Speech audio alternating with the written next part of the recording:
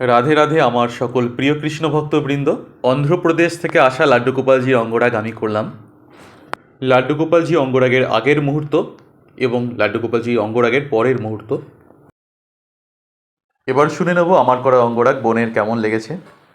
Sister मेरा किया हुआ श्रृंगार आपको कैसा लगा? చాలా బాగుంది. ఎలా చూసేసి వెళ్ళానో దానికన్నా చాలా బాగుంది. ఏం చెప్పేదానికి ఏం లేదు. ఇంత ముచ్చటగా చేశారంటే చెప్పేదానికి ఏమీ లేదు. నిజంగా కళ్ళు నోరు మొత్తం మార్చేశారు. అంతే, ఇంకేం చెప్పేది లేదు. చాలా బాగుంది.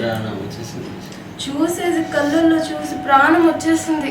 నిజంగానే మీరు చెప్పినట్టే వచ్చేసింది. আমার করা অঙ্গরাগ দেখে বোন কী বললো আমি কিছুই কিন্তু বুঝতে পারিনি।